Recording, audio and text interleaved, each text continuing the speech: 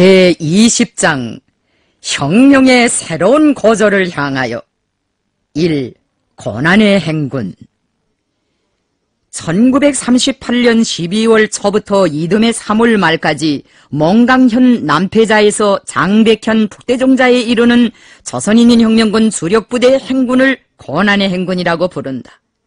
그 행군이 있은 때로부터 온 반세기 이상의 세월이 흘러갔다. 그러나 우리 인민은 지금도 이 행군에 대하여 잊지 않고 있다.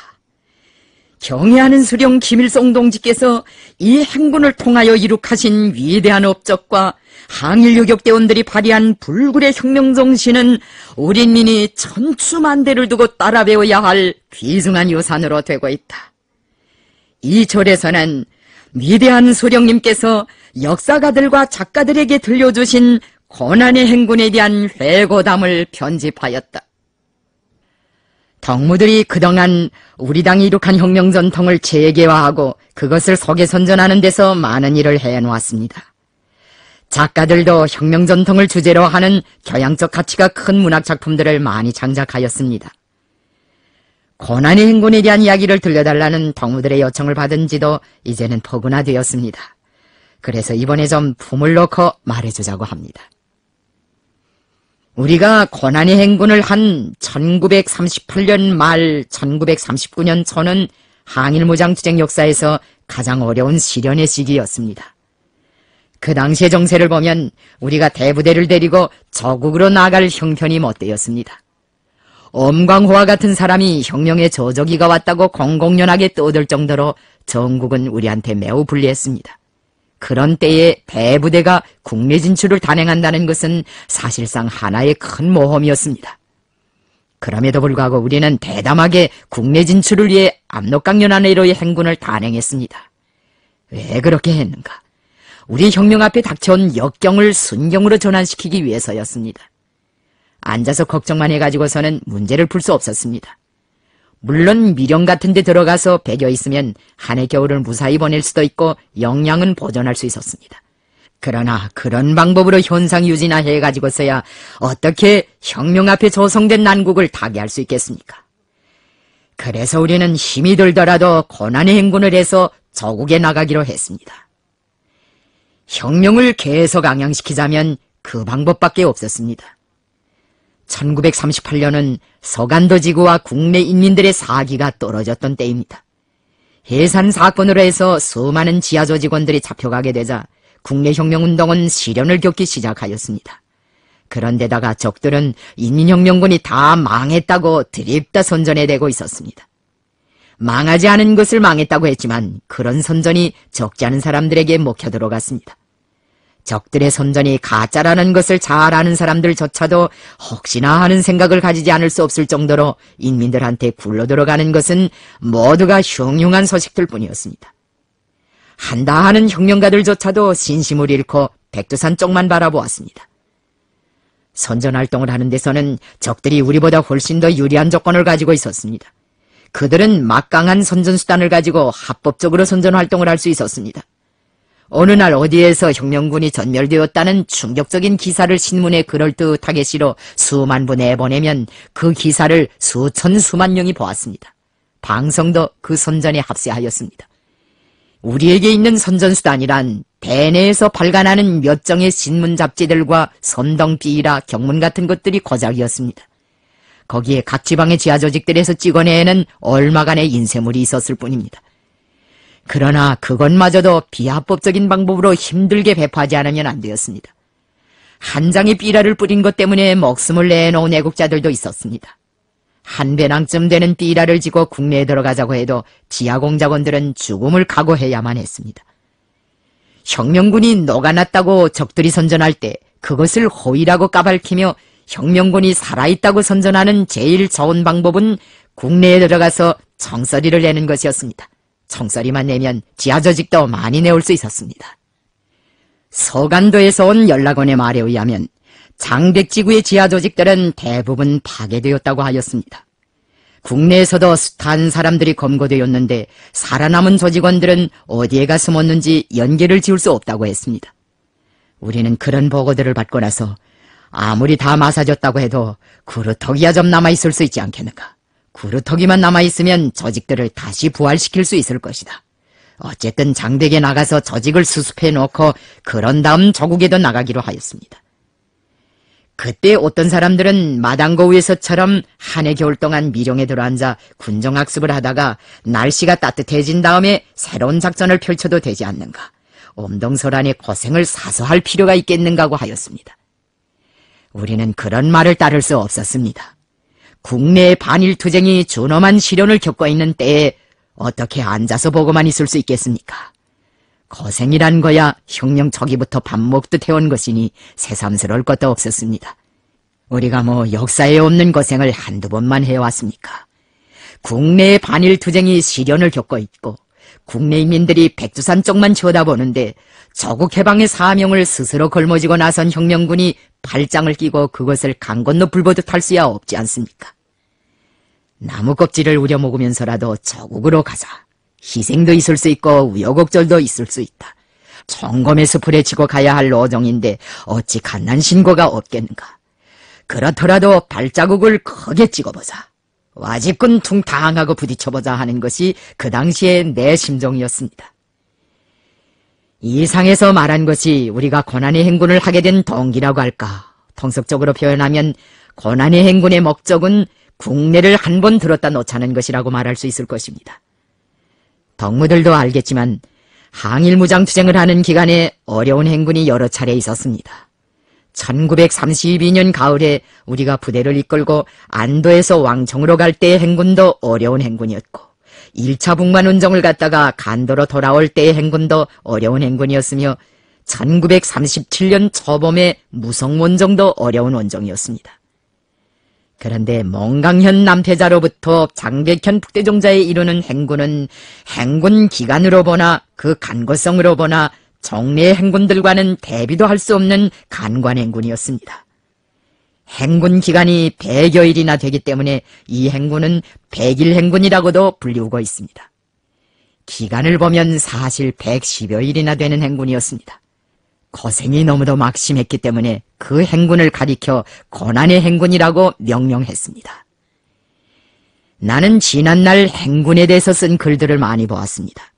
철의 흐름 같은 작품은 영화로도 보고 소설로도 보았습니다. 그렇지만 고난의 행군과 같이 간과하고 곡절 많은 행군에 대해서 소설한 글은 아직 한 번도 보지 못하였습니다. 중학시절에 철의 흐름이란 장편소설을 읽고 세상에 이처럼 고생스러운 행군도 다 있는가 하는 생각을 한 적이 있습니다. 그때 나는 꼬즈후가 중첩되는 고난을 뚫고 나가는 모습에서 깊은 인상을 받았습니다. 그런데 고난의 행군을 겪고 나서는 그것이 우리가 체험한 고난에 비하면 아무것도 아니라는 생각을 하게 되었습니다. 고난의 행군 내용을 한마디로 요약하면 엄혹한 자연과의 투쟁, 극심한 식량난과 피로와의 투쟁, 무서운 병마와의 투쟁, 간악한 적들과의 투쟁이 하나로 엉켜진 것이었다고 할 수 있습니다. 여기에 또 하나의 심각한 투쟁이 동반되었습니다. 그것은 고난을 이겨내기 위한 자기 자신과의 투쟁이었습니다. 초보적으로는 살아남기 위한 투쟁, 나아가서는 적들과 싸워 이기기 위한 투쟁이 바로 고난의 행군의 기본 내용이었습니다. 참으로 고난의 행군은 처음부터 마지막까지 모진 시련과 난관으로 일관되어 있었습니다. 그 해에는 추석 전에 첫소리가 내리고 추석이 지나서는 벌써 첫눈이 크게 내렸습니다. 초겨울부터 강추위에 박달나무가 울어 터졌다는 소문이 나돌았습니다.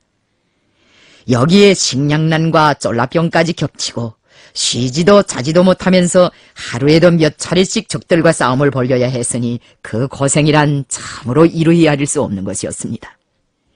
남패자에서 북대종자까지는 도보로 대여세면 가다 올 수 있는 거리였습니다. 그런데 우리는 적들과 싸우느라고 무려 100여일이나 되는 엄청난 품을 들여서야 거기에 가다 올 수 있었습니다. 덕무들도 고난의 행군 노정들을 보았겠는데 어떻습니까?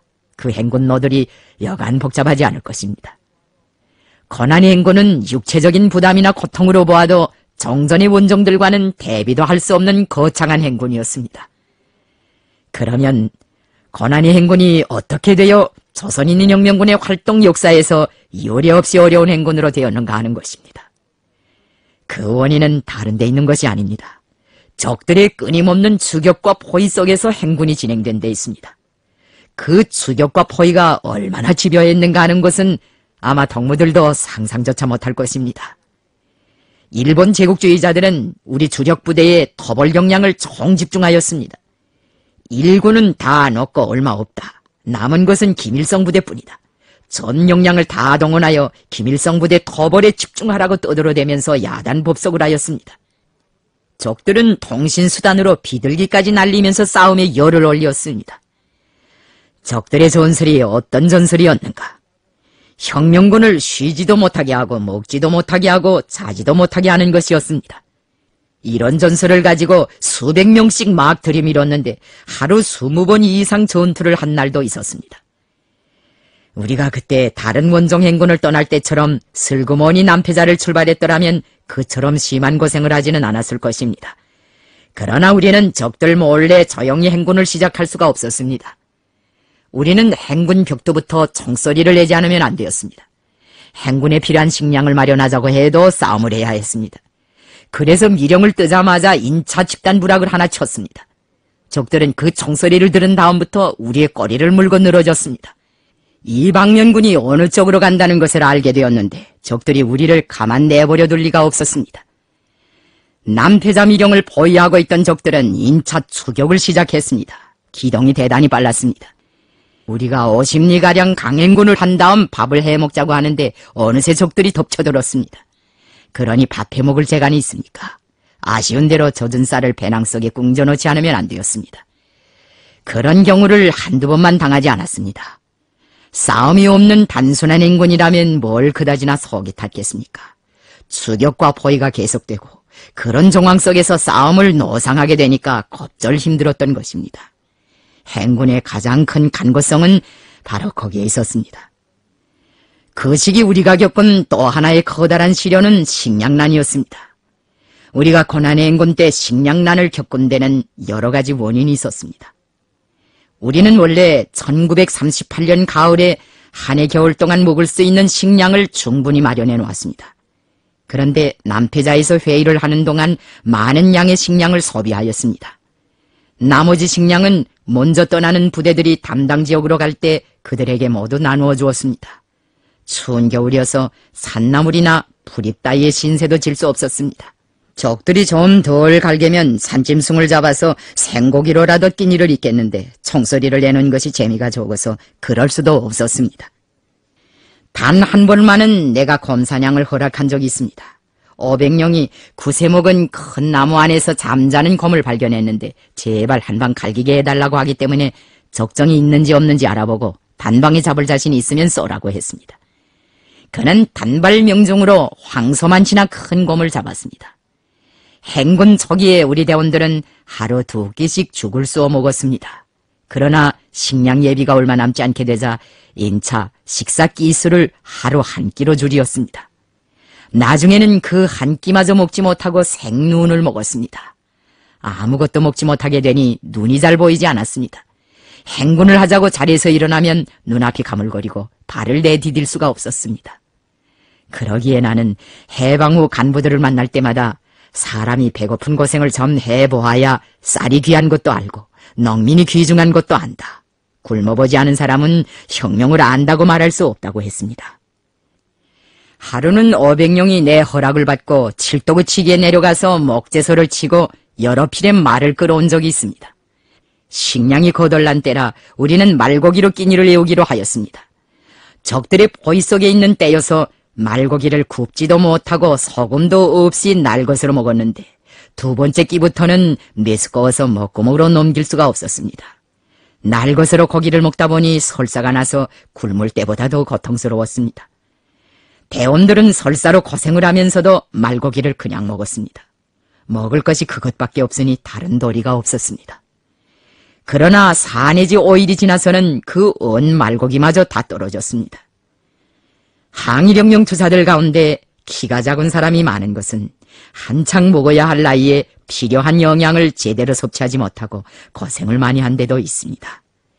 고생이란 고생을 다 하다 나니 제대로 잘할 수 없었습니다. 우리는 산에서 싸울 때 음식 같은 음식을 마음대로 먹을 수 없었습니다. 산나물이나 불뿌리, 나무껍질, 누룩, 쌀겨, 술지개미 같은 것으로 끼니를 내올 때가 많았습니다. 거친 음식을 많이 먹는 데다가 불규칙적인 식생활을 하다 나니 소화기관이 상하지 않을 수가 없는 것입니다.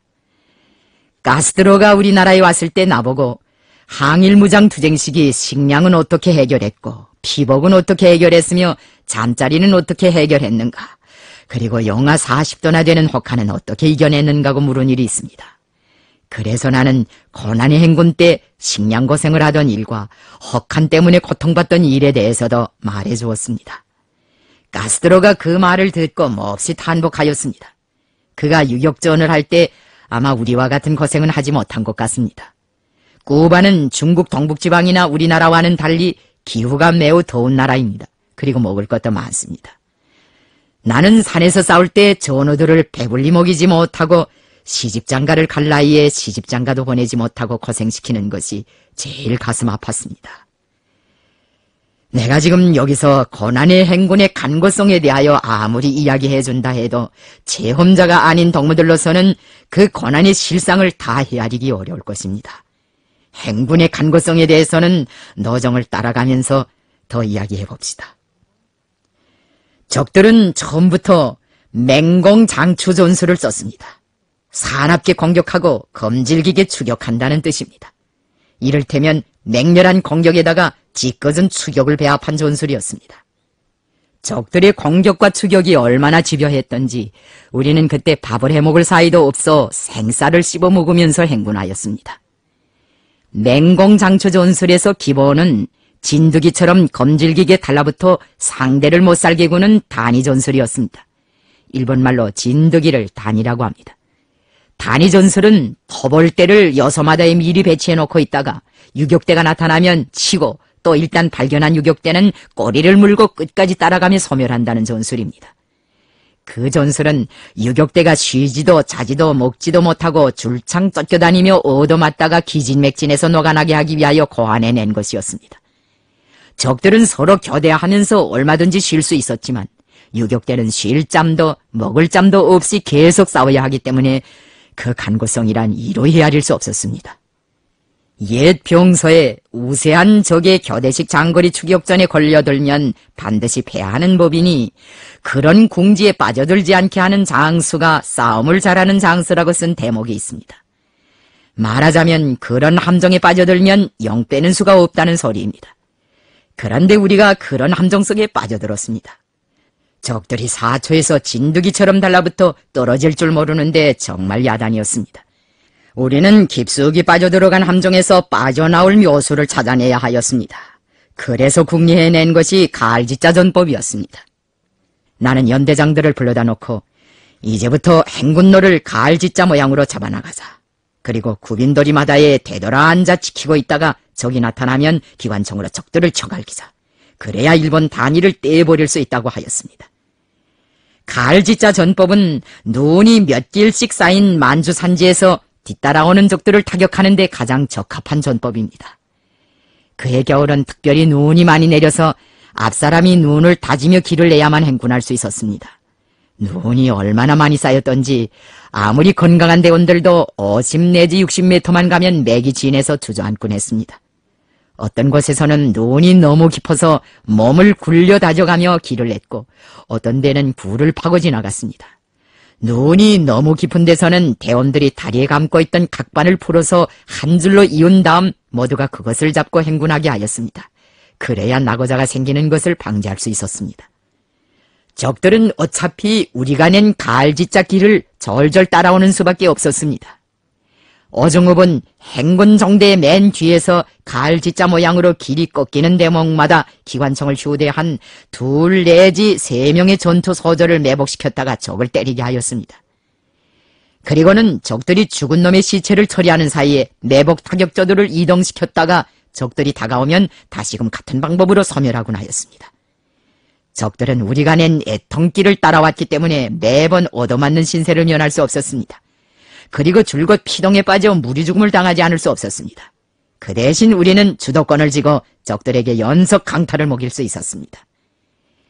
우리 부대는 장설 행군을 계속하여 1939년 정초에는 마침내 장백현 칠도구치기에 이르렀습니다. 거기까지 오는 동안 림강현 여구 집단부락 습격 전투와 마이하부군 전투, 왕가점 습격 전투들을 비롯하여 무수한 전투들을 했는데 그것은 동무들도 다 알고 있을 것입니다. 적들은 날이 갈수록 더 많은 무력을 토벌에 내몰았습니다. 추격을 거듭할수록 사상자 수가 늘어났으나 그들은 부대를 갈아대면서 집요하게 달려들었습니다. 병력의 예비가 무진장한 적들이니 몇백 명쯤 죽는 것은 꿈만 했을 것입니다. 우리 대원들은 행군을 하면서도 잠을 자고 꿈을 꾸었습니다. 얼마나 피곤했으면 걸으면서 잠도 자고 꿈도 꾸었겠습니까? 비행기가 우리의 행방을 찾느라고 자주 돌아치기 때문에 우리는 우등불조차 마음대로 피울 수 없었습니다. 오호 농장에서 농약을 뿌릴 때 쓰는 그러루한 비행기인데 어쨌든 비행기는 비행기였습니다. 그놈의 비행기들이 매일같이 날아와서는 우리의 행방을 탐지해가지고 지상부대들에 연락해 주었습니다. 어느 날 아군의 행방을 찾는 데 성공한 적들은 인민혁명군의 행군 정대에 볼때처럼 달려들었습니다. 앞에도 적이요, 뒤에도 적이요, 옆에도 적이요, 하늘에도 적이었습니다. 정황이 어찌나 긴박했던지 나는 앞에서 달려드는 적은 기관총 소대가 소멸하게 하고 뒤에서 달려드는 적은 칠련대가 견제하게 한 다음 나머지 성원들은 측면 돌파로 포위 속에서 빠져나가도록 하였습니다. 이런 방법으로 위험한 고비는 여행 모면했지만 그것도 한두 번이지 노상 아슬아슬하게 줄타기만 할 수는 없었습니다. 행군에 참가한 방면군의 큰 병력으로 집단행군을 하자니 여러모로 불편했습니다. 우선 흔적을 감추기가 어려웠습니다. 그 다음은 식량을 해결하기가 곤란했습니다. 수십 명 되는 사람들이 허리가 부러지게 쥐고온 식량도 2 내지 3일만 지나면 바닥이 나는 판이었습니다. 먹지도 못하고 자지도 못하고 줄창 싸움에 시달려온 대원들은 행군을 하면서도 픽픽 쓰러졌습니다. 어떻게 하면 모두가 살아서 장대까지 무사히 가겠는가? 나는 궁리를 하던 끝에 집단행동으로부터 분산행동으로 넘어갈 것을 결심하였습니다. 그러나 흩어진다고 해서 만사가 다 잘 되는 것은 아니었습니다. 흩어지면 흩어지는 데서 오는 부담과 고충이 따로 있을 수 있었습니다. 그때 나는 이방면군을 몇 개의 방향으로 갈라서 활동하게 하고 나 자신은 7년대와 함께 움직일 작정을 하였습니다. 그런데 간부회의에 참가한 지휘관들이 한결같이 내가 7년대와 같이 다니는 것을 반대하였습니다. 그들은 칠도구 치기의 미령들 중에서 제일 안전한 청복미령에 사령부가 들어가 있어야 한다고 주장하였습니다. 그들이 그런 주장을 하는 것은 나의 신변안전을 보장하자는 데 있었습니다. 우리 부대에서 싸움을 제일 많이 하는 연대가 7년대인데 그들과 같이 다니면 나의 신변이 위태롭게 될 수 있다는 것입니다. 나는 지휘관들의 주장에 동의할 수 없었습니다. 청복미령에는 부상자들과 병약자들만 들여보내사 우리 인민에게는 싸움을 하는 기밀성이 사용되지 팔짱을 끼고 숨어있는 기밀성은 사용되지 않는다고 내가 말했더니 지휘관들은 더 반대하지 못하였습니다. 결국 우리는 방면군을 3개의 방향으로 분산시키기로 하였습니다. 사령부는 경의중대와 기관총 소대를 데리고 청복미령을 거쳐 가제수 방향으로 나가고 어중우빈의 7년대는 장백현 상강구 일대에 진출하여 활동하며 8년대와 독립대대는 무성현 동강 일대에서 활동하도록 하였습니다. 방면군이 분산행동으로 넘어가게 된 때로부터 고난의 행군은 제2단계에 들어섰다고 말할 수 있습니다. 이제는 옛말로 되었지만 그때 우리는 정말 가슴이 아팠습니다. 사령부와 헤어지는 동무들은 모두 섭섭해하며 눈물을 흘리었습니다. 그 동무들은 경의중대 대원들을 붙들고 사령관을 잘 지켜달라고 저마다 신신당부하였는데 그 뜨거운 결사옹위의 정신에 나도 눈물을 흘리지 않을 수 없었습니다. 대원들 가운데는 옷이 형편없이 찢어져서 살이 드러나고 신발이 홀대로 헐어서 맨발을 각반으로 동이고 다니는 사람도 있었고 소가죽을 발사계처럼 싸매고 다니는 사람도 있었습니다. 그런 형편에서도 제 몸들은 생각지 않고 사령관의 신변을 걱정해주니 왜 눈물이 나지 않겠습니까? 후에 알게 된 일이지만 어종읍은 헤어지면서 어백룡에게 자기네 7년대가 적들을 달고 갈 테니 덕문의 경의중대는 절대로 전투를 하지 말고 피하라고 하면서 무슨 수를 써서든지 나를 정복미령에 눌러있게 하라고 당부했다는 것입니다. 고난의 행군 때에 사령부의 안전을 위해서 바친 어종읍의 희생성과 충실성에 대하여 나는 지금도 잊을 수가 없습니다. 그는 사령부에 위험이 미치지 않게 하려고 질도그 치기를 떠나는 첫 순간부터 달려드는 적들을 자기들 쪽으로 유인하면서 어려운 싸움을 벌였습니다. 자기네를 사령부로 가장하다 나니 모든 중하를 도맡아 걸머지게 되었습니다. 적들이 나를 잡자고 혈안이 돼 있는데 그 사람 내가 김일성을 옹이하고 있는 사령부 집단인 채 하였으니 적들이 더 기를 쓰고 덤벼들 수밖에 없었습니다.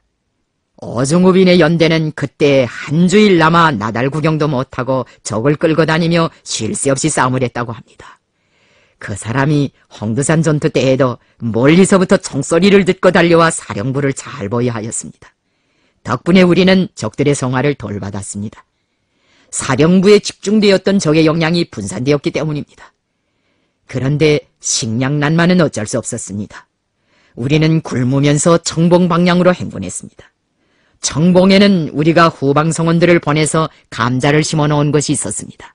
만일 감자가 그대로 밭에 있으면 그것을 캐 먹으면서 며칠 동안만이라도 대원들을 휴식시키려고 하였습니다.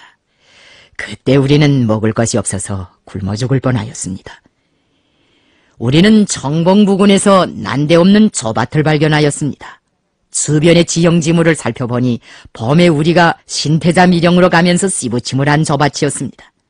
아마 산골에 와서 아편 농사를 하던 사람이 그 밭을 경작했던 것 같습니다. 범 씨부침을 하느라고 밭에서 일하던 그 사람은 우리 대원들을 보자 허둥지둥 어디론가 달아나 버리었습니다. 비적이나 일본 군대인 줄로 알고 그렇게 했던 것 같습니다. 반님자가 달아나는 것을 보고 우리 대원들은 대단히 미안하게 생각했습니다. 그래서 우리는 그가 겁을 먹고 달아났으니 언제 여기 와서 다시 씨부침을 하겠는가. 그 사람이 우리 때문에 달아났는데 밭을 한 해 동안 그저 묵여둘 수는 없다. 우리가 씨를 뿌려 임자가 가을에 와서 곡식을 거두어가게 하자고 하면서 저를 심어주었습니다. 그런데 그 밭에 저가 가을을 하지 않은 채로 그냥 남아있더란 말입니다. 그때 눈에 깔려있는 저 이삭을 보고 대원들이 얼마나 기뻐했는지 모릅니다. 어떤 대원은 전우들에게 농담으로 세상에 정말 하느님이라는 게 있기는 있는 모양이다. 하느님이 아니고야 누가 다 죽게 된 우리를 이렇게 도와주겠는가고 하였습니다. 그러자 다른 대원이 장군님, 지금은 하느님도 혁명군 편입니다. 라고 하였습니다. 사실 우리가 하느님의 덕을 본 것이 아니라 우리 자신의 덕을 본 셈입니다. 우리가 범에 반님자가 달아나는 것을 보면서도 씨부침을 해주지 않고 그냥 지나갔더라면 그런 횡재를 할 수 있었겠습니까? 원래 우리에게는 새 수경지에 도착할 때마다 대원들을 동원시켜 밭을 일구고 거기에 조나 감자나 호박 같은 것을 심는 관습이 있었습니다. 수경지에서 좀 떨어진 평평한 곳에 가서 땅을 두지고 정자를 뿌린 다음 훗날 와서 찾을 수 있게 표식을 해두곤 했습니다. 그럴 때마다 전령병들은 장군님, 앞으로 여기에 또 오시겠습니까? 하고 묻곤 했습니다. 오지도 않을 것에 씨부침을 해서 무슨 소용이 있느냐 하는 속대사였습니다. 나는 올 수도 있고 못 올 수도 있다. 10중 8구는 오지 못할 것이다. 그렇지만 우리는 다시 오지 않는다 하더라도 통신원도 올 수 있고 서부대도 올 수 있지 않는가. 그들이 이런 무인지경을 지나다가 배가 고플 때 감자도 캐먹고 호박도 따먹게 되면 얼마나 좋아하겠는가고 말해주곤 했습니다. 우리는 부대가 한 번씩 지나간 곳에 1호 도로, 2호 도로, 3호 도로, 15호 도로라는 식으로 번호를 붙여놓았습니다. 통신원들이나 서부대 동무들이 어디에 가서 공작을 마치고 돌아온 다음 어느 길로 갔다 왔는가고 물어보면 3호 도로로 갔다 왔다든지 15호 도로로 갔다 왔다고 대답했습니다. 그들에게 식량이 떨어져 고생하지 않았는가고 하면 그 전날 장군님께서 부대를 인솔하고 행군하다가 수경할 때 일국의 한 밭에 들려 호박을 따서 삶아 먹었다든가 감자를 캐서 구워 먹고 왔다고 대답하였습니다. 항일혁명 시절에 식량 고생을 얼마나 했던지 우리는 자작나무 진까지도 먹었습니다. 자작나무 진은 약재로뿐 아니라 식량 보탬으로도 썼습니다. 우리는 눈무지 속에서 한 이삭 두 이삭 힘들게 따낸 저 이삭을 찧어 죽을 쏘 먹었습니다. 달방아도 물론 우리가 석성으로 만든 것이었습니다. 한 주일가량 죽을 써 먹으면서 지냈더니 점 원기가 회복되었습니다. 하지만 그 좁쌀마저 인차 거덜이 났습니다. 식량을 구할 수 있는 유일한 방도는 청복미령에 가서 감자를 한 배낭씩 얻어가지고 가는 것뿐이었습니다. 우리는 청복미령으로 찾아가는 도중에 강을 하나 만났습니다. 강을 당장 건너야겠는데 물이 얼지 않아서 건너갈 수가 없었습니다. 깊은 산골물은 원래 겨울에 벅판이 잘 얼지 않습니다. 다리를 건너가자니 적의 보초가 있을 것 같아 선뜻 용단을 내릴 수 없었습니다. 방법은 다리를 돌파하는 길밖에 없었습니다. 우리는 죽음을 각오하고 한 사람 한 사람씩 기어서 다리를 건너갔습니다.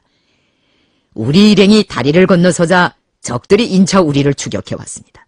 그래서 싸움이 붙었습니다. 우리는 적을 뒤에 달고 재빨리 산에 올랐습니다. 그 산꼭대기에 감자밭이 있었기 때문입니다. 나의 석심은 추격해오는 적을 견제하는 사이에 일부 대원들을 떼내어 감자를 한 짐씩 지게 하자는 것이었습니다. 그런데 산꼭대기에는 집도 없고 감자도 없었습니다. 아마 미령에 가 있던 후방저 성원들이 다 캐먹었던 모양입니다. 터볼 때는 어느새 뒤에 따라와서 기관총을 막 쏘아댔습니다. 그러니 야단이었습니다. 나는 대원들에게 이제는 골짜기로 빠져서 저기 보동 쪽으로 내려가야겠다. 내려가느라면 날도 저물 것이다. 그리고 길도 낮을 것이다. 노는 깊은데 먹을 것은 없지. 그런데다가 터벌대가 자꾸 뒤쫓아오니 신장로로 나가 강행군을 해서 멀리로 빠져나가야 한다고 했습니다. 우리는 강행군을 하다가 산림부대들의 병영을 만났습니다. 장졸들은 총소리에 놀라서 어디론가 다 달아나버리고 병실들은 텅 비어 있었습니다. 그런데 그 병영에 갈비를 비롯하여 먹을 것은 많았습니다. 이거 일본 놈들이 독약을 쳐놓고 간 음식이 아닌가 하고 몇 동무가 말했지만 그런 것 같지는 않았습니다. 구들의 투전장들이 널려있는 것으로 보아 산림부대가 있던 병실이 틀림없었고 그들이 음식을 먹다가 도망친 것이 분명하였습니다. 그들도 따끈따끈했습니다. 놈들이 추격해오지만 않는다면 한잠 푹 자면서 피곤을 풀다가 가고 싶은 아늑한 병실이었습니다. 그러나 우리한테는 식탁 위에 푸짐히 차려져 있는 음식을 먹을 경황조차 없었습니다. 눈으로 얼핏 가늠해보니 사령부 성원들이 이틀 정도 먹을 수 있는 것이었습니다. 나는 음식을 다 지라고 하였습니다. 우리가 산림부대 병실을 나서자 적들이 또 우리를 추격해왔습니다. 정말 지독한 추격이었습니다. 우리한테는 땅에 올방자를 들고 앉아서 만두나 건빵 한 개를 먹을 만한 시간적 여유도 없었습니다. 우리 사령부가 적의 추격에서 점처럼 벗어날 수 없었던 것은 가제수에서 지하공작을 하던 사람 하나가 적들에게 잡혔기 때문입니다. 김아무개라는 그 사람은 우리가 소간도에 나온 후 장백에서 입대한 사람입니다. 입대 전에는 지하혁명 조직에서 일을 했고 입대 후에도 싸움을 괜찮게 한 사람이었습니다. 몇 해 동안 우리를 따라다니며 함께 싸우다가 지하공작에 파견되었던 사람인데 적들에게 잡힌 다음 지조를 지켜내지 못한 것 같습니다. 그가 아마 적들에게 우리의 행방을 대준 모양입니다. 적들은 장백 일대에서 제일 크게 총소리를 내며 돌아다니는 어중우빈의 연대가 가짜 사령부라는 것을 비로소 깨닫고 터벌 역량을 몽땅 우리한테로 집중하였습니다. 적의 비행기도 매일같이 우리 쪽으로만 계속 날아왔습니다. 사초에서 적들이 우리 사령부 쪽으로만 몰려들다나니 우리는 빠져나갈 길이 없게 되었습니다. 대원들은 사색이 되었습니다. 왕정 시절부터 나를 따라다니며 고생이란 고생은 다 해본 500년까지도 얼굴색이 꺼멓게 질려 있었습니다. 이제는 꼼짝달싹 못하고 다 죽는 판이라고 생각한 지휘관들은 모두 내 얼굴만 쳐다보았습니다. 선동연설이라는 것은 이런 때에 필요한 것입니다. 나는 쉴 참에 사령부 성원들을 모아놓고 이렇게 말했습니다. 숲풀 속에 들어있는 바늘은 만상의 눈이 밝혀도 쉽게 찾아내지 못한다. 우리가 잘만 꾀를 쓰면 대밀림과 대적의 무리 속에서 능히 바늘처럼 자신을 숨길 수 있다. 리순신 장군은 명량해전 때 적은 배를 가지고 수많은 왜군의 함대와 싸워 이겼다. 그래서 임진왜란의 대세를 역전시켰다. 이것은 세계 해전사의 대서특필할 기적이다. 리순신이 무슨 수로 적을 이겼겠는가? 물론 지혜와 책략 연기로 이겼다. 그러나 그보다 더 큰 요인은 애국심이었다. 외적을 치지 않으면 나라가 망하고 나라가 망하면 그놈들의 노예가 된다는 분발심으로 적을 이긴 것이다. 애국심이 강했기에 지혜와 용기도 최대한으로 발동된 것이다. 애국심만 버리지 않으면 우리도 이 난국을 타개할 수 있다. 물론 우리를 둘러싸고 있는 정세는 험악하다. 그러나 혁명 승리에 대한 신심을 확고히 가지고 난관 앞에 주저앉지 않으면 우리도 능히 대세를 뒤집어 놓을 수 있다. 그러니 신심을 가지고 행군을 계속하자. 이런 연설을 하자 대원들은 장군님 명령만 내리십시오. 우리는 장군님을 끝까지 따라가겠습니다 하면서 밝은 얼굴로 행군길에 나섰습니다. 그런 말에 나도 힘을 얻었습니다. 우리는 그때 참으로 다양한 전법과 전술을 적용하였습니다. 고난의 행군은 유격전쟁이 창조한 모든 전법과 전술의 종합적인 시험장이었다고도 말할 수 있습니다. 우리가 그때 어떤 묘수를 썼는가 하는 데 대하여 2가지만 말하겠습니다. 행군 도중에 행처를 감추기 위해 쓰는 방법으로는 발자국 자리를 메우거나 지워버리면서 슬쩍 사라지는 방법도 있고 자빠진 강대나 진대나무를 타고 옆으로 빠지는 방법도 있습니다. 적들을 걸탕 먹이는 데서 그중 통쾌한 방법은 앞뒤에서 나타난 적들이 제 편끼리 맞붙어 싸우도록 싸움을 붙여놓고 슬쩍 빠지는 방법입니다. 이것을 망원전술이라고 하는데 적들끼리 싸우게 하고는 멀리서 바라본다는 뜻으로 붙인 이름입니다. 우리가 장백현 홍터산자와 부물 등판에서 적들을 걸탕 먹일 때 쓴 수가 바로 그런 수였습니다. 홍터산자는 이름 그대로 덩지가 큰 본대머리 산입니다. 그때 우리는 추격해오는 적을 뒷거리에 단 채 그 산을 2바퀴째 돌다가 앞에서도 적이 나타나자 진대나무를 타고 슬쩍 옆으로 빠졌습니다. 우리를 앞뒤에서 공격하다가 외통길에서 마주치게 된 적의 2 부대는 서로 상대를 인민혁명군으로 알고 맹렬한 총격전을 벌이었습니다. 상대가 제 편이라는 것을 모르고 벌리는 맞불질이니 그야말로 사생결단이었습니다. 우리는 부물 등판에서도 이와 비슷한 싸움을 벌이었습니다. 적의 큰 무리가 따라왔는데 떼어낼 방법이 없었습니다. 그래서 홍터산자에서처럼 부물 등판 두리를 빙빙 돌게 하였습니다.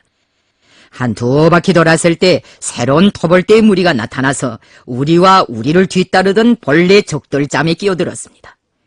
부물 등판 두리를 한 바퀴 돌자면 하루 걸음이 잘 되기 때문에 서로 연계가 없는 2 무리의 적이 겹쳐서 추격하는 괴이한 일도 생기는 것입니다. 나는 우리 동무들에게 등판을 계속 돌게 하면서 각자가 발구체만한 나무떼들을 한 대씩 찍어 매게 하였다가 나무 그루와 나무 그루 사이에 건너놓고 슬쩍 옆으로 빠지게 하였습니다. 우리가 100% 몸을 가리우고 숲속에 숨어서 생보리를 씹으며 휴식하는 동안 서로 꼬리를 문 2패의 적들은 제 편끼리 기를 쓰고 맞불질을 하였습니다. 제 놈들끼리 벌리는 개싸움을 멀리서 구경만 했는데 우리는 총 한 방 쏘지 않고서도 숱한 적들을 소멸할 수 있었습니다. 부물 등판에서 얼마나 어처구니 없는 손실을 당했던지 적들은 우리가 너무나 감쪽같이 신출귀몰하고 승천 입지 않은 묘수를 쓰기 때문에 도저히 잡아낼 수 없다고 비명을 질렀습니다. 우리는 그런 묘한 싸움을 하루에도 몇 차례씩 하여 적의 많은 유생역량을 소멸하였습니다. 그러나 일본 사람들의 병력 후비는 많았습니다. 땅보다 사람이 많아서 해외 팽창을 해야겠다고 떠오던 일본이었으니 아무리 토벌군을 없애버려도 인차 보충하곤 하였습니다. 그와 반대로 산중에서 싸우는 우리는 한 사람만 죽어도 병력을 인차 보충할 수 없었습니다. 부물 등판 싸움을 치른 다음 나는 부대를 데리고 밤새껏 강행군을 해서 가제수 쪽으로 쭉 빠져나갔습니다. 내가 야산지대 쪽으로 행군 방향을 자꾸 유도하게 되자 대원들은 나에게 장군님, 그쪽으로 빠지면 보동입니다. 자칫하다가는 집단 불화계가 떨어질 수 있습니다. 하고 걱정했습니다. 나는 대원들에게 지금 형편에서는 수림지대에 있는 것보다 야산지대로 쭉 빠지는 것이 상책이다. 이대로 추격만 받다가는 우리가 피동에 빠져 아무것도 못한다. 적은 병력이 많아서 매일같이 토벌대를 갈아대는데 우리야 갈아댈 역량이 있는가? 그러니 인원의 손실밖에 날 것이 없다. 오늘 한 명 죽고 내일 한 명 죽고 모레 한 명 죽고 이런 식으로 역량이 절금절금 없어진다면 나중에 몇 사람 남겠는가. 7년대와 8년대 동무들은 지금 우리가 이런 건궁에 빠져있는 줄은 모를 것이다. 사령부를 지원하라고 연락을 보낼 수도 없고 그러니 방법이 있는가. 적들을 수림지대에 떼내 깔리고 야산지대에 나가야 한다. 적들이 야산에는 주의를 덜 돌리니 그런 데로 나가야 우리가 당분간 숨을 돌리면서 역량을 보존할 수 있다고 하였습니다. 등잔 밑이 어둡다는 속담도 있지만 오히려 주민지구가 가까운 것이야말로 우리에게는 가장 안전한 것으로 될 수 있었습니다. 우리는 가제수부락이 한눈에 바라보이는 자그마한 야산의 거처를 정하였습니다.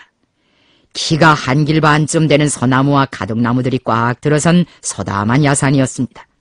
산 아래는 벼랑이었고 벼랑 밑에는 개울이 있었습니다.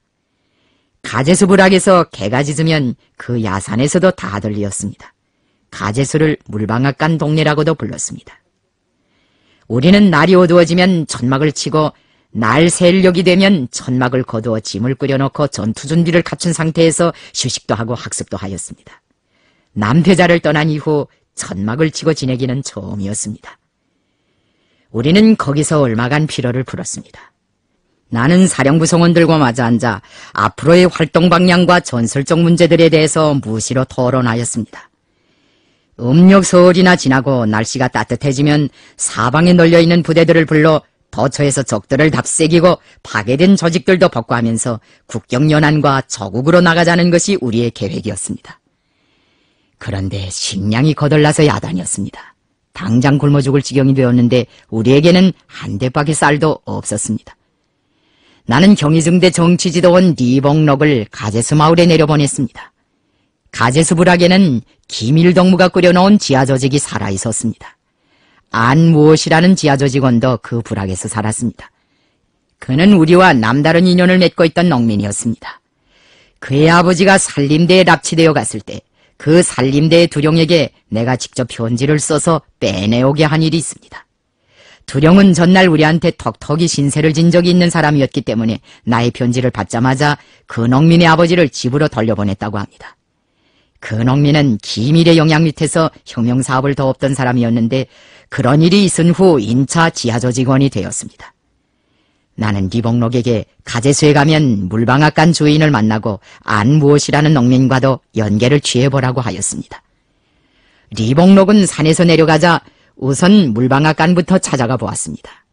그는 물방앗간 주인을 만나자 산에서 싸우다가 적들의 터벌도 심하고 식량곤란도 심해서 이렇게 인가를 찾아왔다고 아리송하게 자기 소개를 한 다음 밤손님이지만 허물하지 말고 말이나 나누자고 하였습니다. 그러자 주인은 리봉록에게 귀순하러 내려왔는가고 냉랭하게 물었습니다. 리봉록은 상대의 마음을 중 떠보느라고 일부러 그렇다고 대답하였습니다. 물방앗간 주인은 그 대답을 듣고 몹시 섭섭해했습니다. 산에서 고생이야 막심하겠지만 그렇다고 귀순해서야 되겠는가? 나라를 찾자고 일단 정을 잡았으면 끝장을 볼 때까지 뒤를 잘 꼬아야지 이왕 하던 일을 중도반단해서야 되겠는가? 고생스럽더라도 귀순하지 말라고 리봉록을 설복하였습니다. 그리고는 김일성 장군님께서 건재하신가고 물었습니다. 리봉록은 장군님께서 어디에 계시는지는 잘 알 수 없지만 여전히 혁명군을 인설해 가지고 다니시면서 적들을 답새기고 있다고 하였습니다. 그 말을 들은 물방앗간 주인은 그것 보라. 김 장군이 건강한 몸으로 혁명군을 그냥 영설하고 계시는데 당신이 자기 대장을 버리고 귀순한다는 게 말이 되는가고 하면서 리봉록을 면박하였습니다. 상대가 믿을 만한 사람이라는 것을 완전히 확인한 리봉록은 나는 산에서 귀순하러 내려온 것이 아니라 식량을 구하러 내려왔다. 산에는 나의 전우들이 있다. 돈을 줄 테니 식량을 좀 구해주지 않겠는가고 하였습니다. 주인은 돈을 주고 사는 것은 위험하다. 우리가 방아를 찧어주고 삭으로 받는 쌀을 곁석에 묻어둘 터이니 손님들이 드나들지 않을 때 조용히 와서 지고 가구나라고 하였습니다. 그 물방앗간 주인이 참으로 좋은 사람이었습니다.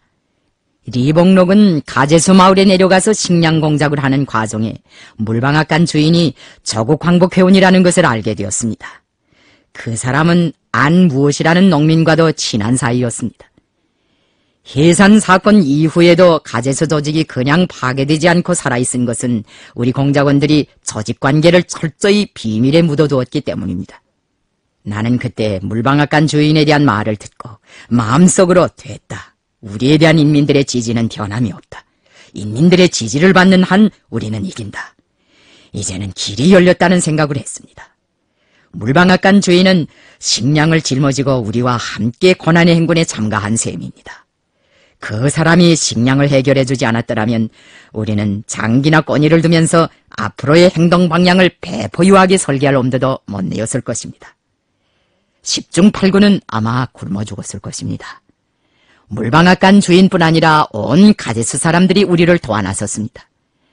어느 날 리복록은 가제스 사람들이 식량도 마련하고 설 음식도 준비해 놓았는데 가지러 가게 허락해달라고 하였습니다. 고난의 행군을 시작한 후 수십여 일을 생쌀과 날고기와 맹물로 낀 일을 이어온 대원들을 생각하면 가제스 사람들의 성의를 밀어버릴 용기가 나지 않았습니다. 나는 인민들의 지성이 깃든 설 음식을 그대로 받아오라고 하였습니다. 가제스 사람들의 덕으로 1939년 음력 설은 궁색스럽게 보내지 않게 되었다는 안도감이 들었습니다. 대원들을 배불리 먹이지 못했던 한이 그제야 좀 풀리는 것 같았습니다. 그런데 가제스 사람들의 그 성의를 우리는 받지 못하게 되었습니다.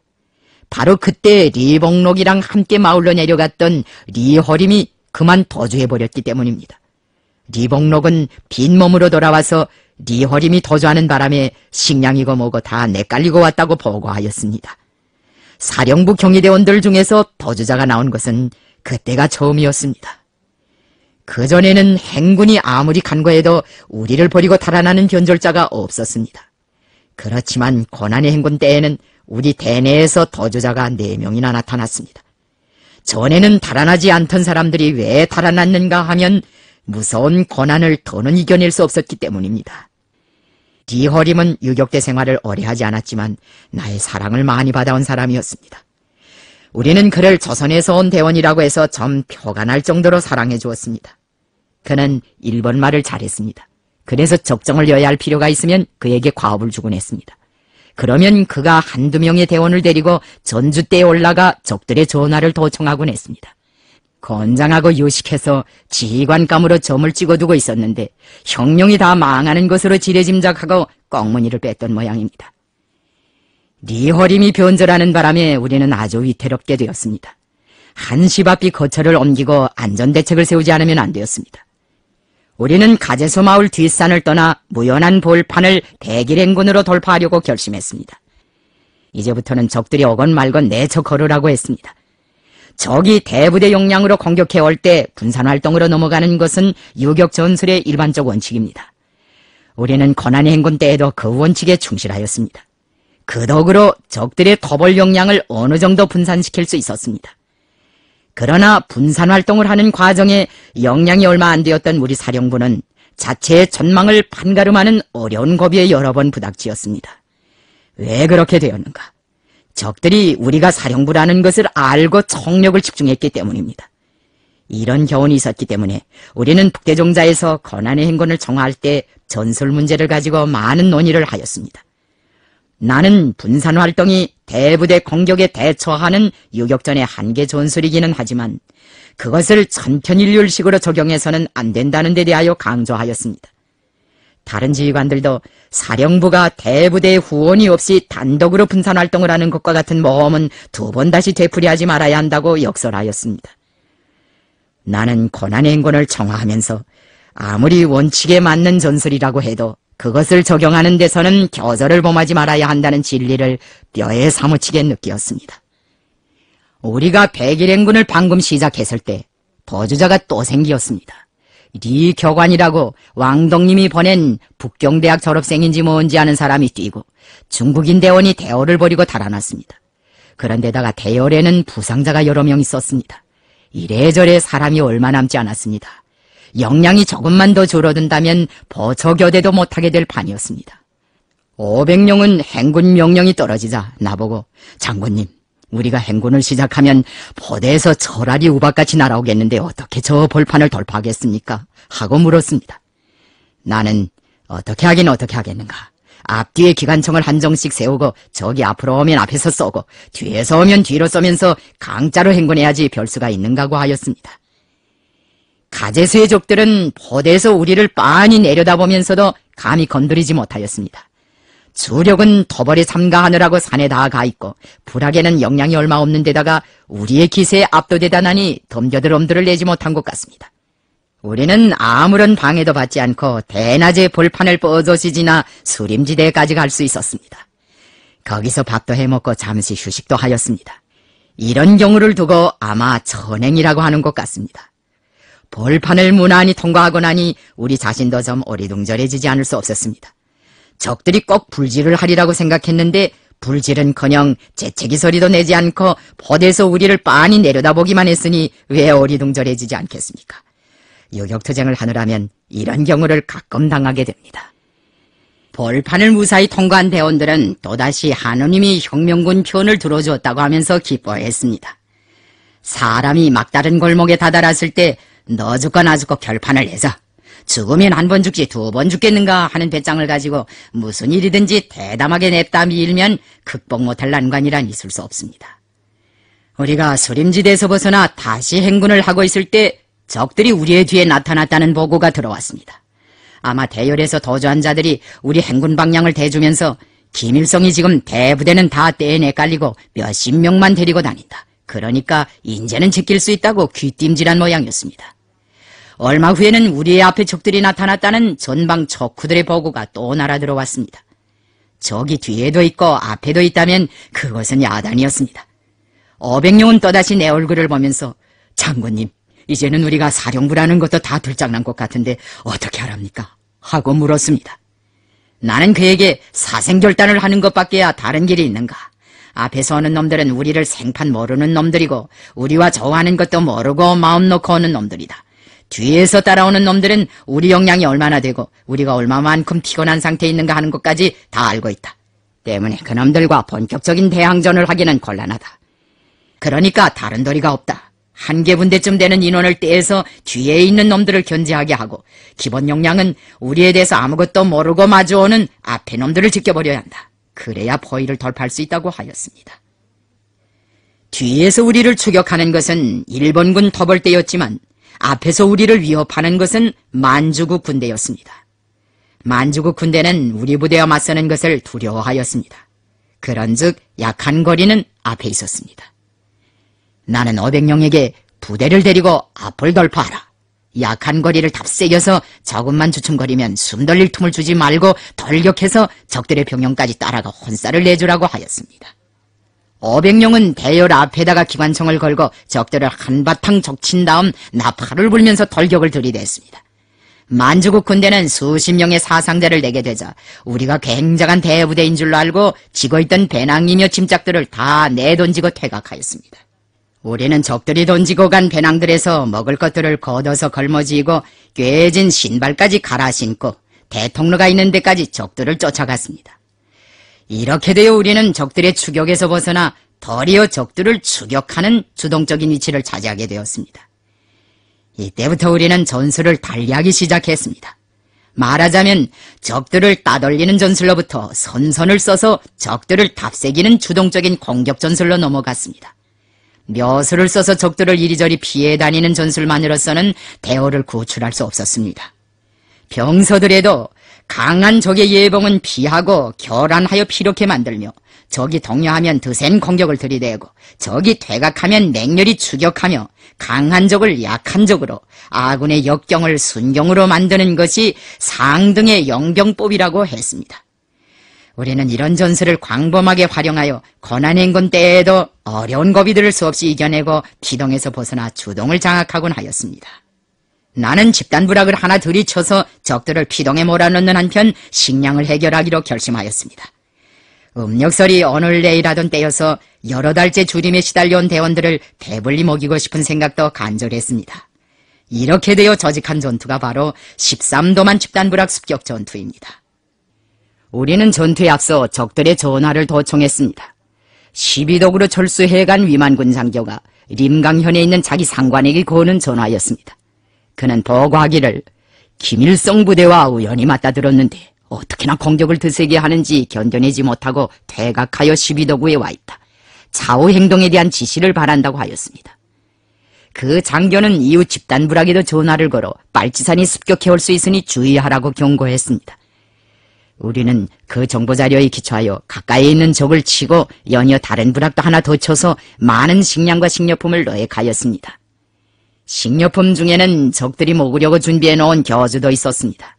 짐이 너무 많아서 도로는 눈 속에 파묻고 표식을 해두었습니다. 우리는 13도만 전투에서 노획한 식량과 식료품으로 그해 음력설을 푸짐하게 쇠했습니다. 여격투쟁이라고 해서 노상 고생스럽기만 한 것은 아닙니다. 못 먹고 못 입는 것이 일상사이기는 하지만 배불리 먹고 뜨뜻이 입고 지낼 때도 있었습니다. 13도만 전투가 있은 후 적들은 우리 사령부에 이전보다 더 많은 토벌 용량을 집중하였습니다. 동서남북 어디에나 다 토벌 때뿐이었습니다. 적들이 얼마나 검질기게 우리를 따라오는지 우리는 영하 40도를 오르내리는 고지에서 며칠 밤을 지내기도 했습니다. 우리 사령부 대원은 그런 곤란 속에서도 피동에 빠지지 않고 집단부락을 또 하나 들이쳤습니다. 분산활동을 하고 있는 대부대들의 우리의 위치를 알리기 위한 싸움이었습니다. 그 부락 이름이 무엇이었던지 잘 생각나지 않습니다. 그 전투에 대한 소문을 듣고 장백현 상강구 일대에서 활동하던 어중읍의 7년대가 사령부가 위험에 처한 것 같다는 판단을 내리고 사령부에 쏠리는 적의 역량을 분산시킬 목적으로 집단부락들을 또 들이쳤습니다. 그 전투들은 우리에게 자기네 부대의 위치를 알려주는 신호이기도 했습니다. 7년대가 사령부를 찾아온 다음에는 무성 쪽에서 활동하던 8년대와 독립대대도 우리를 찾아왔고 청복미령에 있던 후방성원들까지 다 북대정자에 모이었습니다. 대열을 점검해보니 전해에 멍강현 남태자를 떠날 때 인원수와 별다른 차이가 없었습니다. 남태자를 떠났던 대원들의 거의 전부가 그대로 살아있었습니다. 그때의 그 감격을 어떻게 표현해야 할지 모르겠습니다. 항일전쟁 기간에 리별도 많이 해보고 상봉도 많이 해보았지만 아마 그때의 그 상봉만큼 격동적인 상봉은 없었을 것입니다. 북대정자는 온통 축전마당처럼 흥성거렸습니다. 100여일 동안이나 사지에서 고생하다가 만난 대원들은 서로 부둥켜 안고 웃기도 하고 뒹굴기도 하면서 회포를 나누었습니다. 고생 끝에 이루어진 상봉일수록 그 열도는 더 큰 것 같습니다.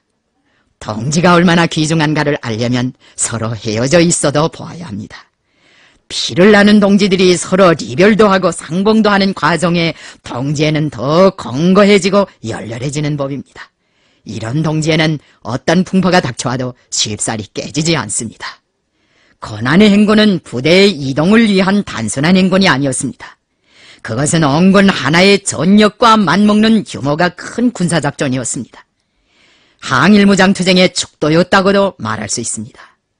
이 행군 과정에 우리는 군인으로서 겪을 수 있는 고통도 다 겪었고 인간으로서 체험하게 되는 온갖 시련도 다 맛보았습니다. 우리는 고난의 행군을 통하여 항일무장투쟁에 참가한 공산주의자들이야말로 진정한 조국의 아들, 인민의 아들들이며 자기 민족과 민족해방위협에 가장 충실한 혁명투사들임을 다시 한번 온 세상에 보여주었습니다. 항일요격대원들은 고난의 행군을 하면서 자신들의 인격을 높은 경지에서 연마하였습니다. 이 행군 과정이 형성된 조선 공산주의자들의 아름다운 영상은 우리 인민이 후손 만대를 두고 따라 배워야 할 공산주의적 인간의 훌륭한 전형으로 되었습니다. 그 어떤 역경 속에서도 신념을 버리지 않고 자기 지도자의 둘이에 튼튼히 뭉쳐 적들을 타승한 공산주의자의 전형을 창조한 것. 이것이 바로 고난의 행군이 거둔 중요한 성과이며 항일혁명이 이룩한 가장 큰 업적 중의 하나입니다. 고난의 행군에 참가한 사람들은 모두가 영웅들입니다. 이 행군에 참가한 사람들은 산 사람이건 죽은 사람이건 다 영웅들입니다. 모든 대원들이 만난을 이겨내고 불사신으로 살아남아 승리자로 되게 된 데는 여러 가지 요인들이 있다고 봅니다. 나는 그 요인들 가운데서 몇 가지만 언급하려고 합니다. 내가 첫 번째로 말하고 싶은 것은 백절불굴의 혁명정신과 자력갱생 간고분투의 혁명정신, 혁명적 낙관주의 정신입니다. 이런 정신적 여인들이 우리로 하여금 만난을 이겨내게 했다고 말할 수 있습니다. 우리는 그처럼 무서운 곤란을 겪으면서도 항상 낭망하거나 비관에 잠기지 않고 승리할 앞날을 그려보며 그 모든 곤란을 이겨냈습니다. 말하자면 혁명 승리에 대한 신념이 강했습니다. 만일 그때 우리가 당연한 난관에만 집착하여 맥을 놓았거나 혁명 승리에 대한 전망을 암담한 것으로만 생각했다면 그처럼 엄청난 시련을 감당해내지 못하고 눈구덩이 속에 주저앉았을 것입니다. 우리가 고난의 행군을 승리적으로 마감지을 수 있은 요인으로는 혁명적 동지에도 들 수 있습니다. 행군을 끝내갈 무렵 오중읍이 내와 만나던 일이 지금도 잊혀지지 않습니다. 그는 나를 붙잡고 마구 울었습니다. 나도 그를 보자 눈물이 났습니다. 육친을 만난 것보다 더 반가웠습니다. 너무 반가워서 가슴이 뻐근했습니다. 나는 그때 온 세상을 다 준다고 해도 그 귀중한 전우들과 다시는 절대로 헤어지지 않겠다고 결심하였습니다. 그해 겨울 전우들에게 분산활동을 시키고 나서 내가 속을 많이 썩였습니다. 내가 정말 그해 겨울처럼 전우들을 목마르게 기다린 적은 없었을 것입니다. 덕무들 중에도 제대 군인이 적지 않기 때문에 전우애라는 것이 얼마만큼 강렬한 감정인가를 잘 알고 있겠지만 세상에 전우애보다 더 열렬하고 생명력이 강한 사랑은 없을 것입니다. 그리고 전우들 사이에 오가는 도덕의리보다 더 숭고한 도덕의리는 없을 것입니다. 혁명적 동지에는 항일혁명 전 노정을 관통해온 승리의 중요한 요인입니다. 그런데 고난의 행군 과정에는 우리 대원들의 도덕의리가 그 어느 때보다도 더 집중적으로 발현되었습니다. 한업의 미숫가루와 같은 일화는 그 시기에 창조된 무수한 미담들 중에 하나일 뿐입니다. 전령병들이 사령관을 위해 배낭 속에 한 홉쯤 되는 미숫가루를 비상용으로 가지고 다녔는데 내가 그것을 혼자서 먹을 수 있습니까? 그래서 대원들과 같이 나눠 먹었는데 이것이 후대들에게 전설 같은 이야기로 전해지게 되었습니다. 이런 사실은 한두 번만 있은 것도 아닙니다. 아마 그때 우리 동무들은 자기 전우를 위해 살이 필요하다면 살이라도 떼어주었을 것입니다. 자기를 깡그리 바쳐서라도 혁명동지를 위해주는 것, 그것이 혁명적 동지애입니다. 언제인가도 이야기하였지만 리울설은 한 신입대원이 불곁에서 자다가 옷을 태우고 우두루들 떠는 것을 보자 자기 속옷을 벗어 그 동무에게 입혀주고 무서운 혹한 속에서 헛옷을 입고 지냈습니다. 그런데도 그는 얼어 죽지 않았습니다. 그것은 다른 동무들이 또 그에게 불보다 뜨거운 동지적인 사랑을 기울여 주었기 때문입니다. 결국 우리는 대여일에 걸친 행군의 전 행정에서 모두가 한업의 미숫가루를 나누어 먹는 정신으로 살며 싸웠기 때문에 굶어 죽지 않았습니다. 해진 옷을 입고 혹한 속을 헤치고 다녔지만 늘 몸이 훈훈했고 마음은 후더웠습니다. 우리 동무들이 한 사람도 굶어 죽지 않고 얼어 죽지 않고 불사신처럼 살아남을 수 있는 비결은 거기에 있었습니다. 사랑의 힘이 죽음을 타승하게 한 것입니다. 동지애로 뭉친 집단, 동지애에 기초하여 하나로 굳게 단결된 대원은 필승불패한다는 것을 우리는 그때 다시 한번 절실히 체험하였습니다. 우리가 고난의 행군을 성과적으로 끝마칠 수 있게 된 또 하나의 요인은 우리에 대한 인민들의 사랑과 지원이었습니다. 우리는 고난의 행군 과정에 가제수의 물방앗간 주인과 같은 고마운 사람들의 도움을 많이 받았습니다. 고난의 행군에 우리 군대만 참가했다고 생각하면 안 됩니다. 그 행군에는 인민들도 참가하였습니다. 쌀이나 소금이나 신발이나 천과 같은 후방물자를 지고 사선을 헤치며 우리를 찾아온 이도화원과 여구 사람들은 우리와 함께 모두가 고난의 행군에 참가한 사람들이라고 평가할 수 있습니다. 라자구 등판과 천교령에서도 체험한 바이지만 우리가 어려운 처지에 빠질 때마다 구원자, 방조자, 동행자로 나선 것은 언제나 인민이었습니다. 나는 이런 인민이 있는 한 우리가 고난의 행군도 승리적으로 결속하게 될 것이라는 확신을 가지고 힘을 가다듬었습니다. 고난의 행군이 승리한 행군으로 될 수 있은 것은 또한 부닥치는 정황에 맞는 영활한 유격전법들을 능동적으로 활용한 데 있었습니다. 우리는 어려운 환경에서 사회주의 건설을 하고 있습니다. 우리 혁명은 의연히 간관 행군길을 이어가고 있습니다. 그러니 지금도 고난의 행군은 계속된다고 말할 수 있습니다. 지난날에는 수십만의 일본군이 우리를 포위하고 추격하였지만 오늘은 그와는 대비도 할 수 없이 막강하고 포악한 제국주의 세력이 우리나라를 압살하려 하고 있습니다. 우리는 사실 전쟁 시기나 다름없는 상태에서 살고 있는 셈입니다. 이런 어려운 처지에서 우리가 살아나갈 수 있는 길은 무엇이겠습니까? 그것은 항일혁명 선열들이 고난의 행군 과정에 발휘하였던 백두의 혁명 정신을 그대로 실생활에 철저히 구현하는 것입니다. 우리는 항일전쟁 시기뿐 아니라 새조국 건설 시기와 위대한 조국해방전쟁 시기, 전후복구 건설 시기에도 자력갱생 간고분투의 혁명정신, 낙관주의 정신으로 만난을 극복하고 혁명의 승리를 이룩하였습니다. 고난의 행군과 같은 행군을 한 위대한 역사를 가진 인민들에게는 불가능이란 존재하지 않습니다. 이런 행군의 역사를 유산으로 가지고 있는 인민은 어떤 힘으로써도 정복하지 못합니다.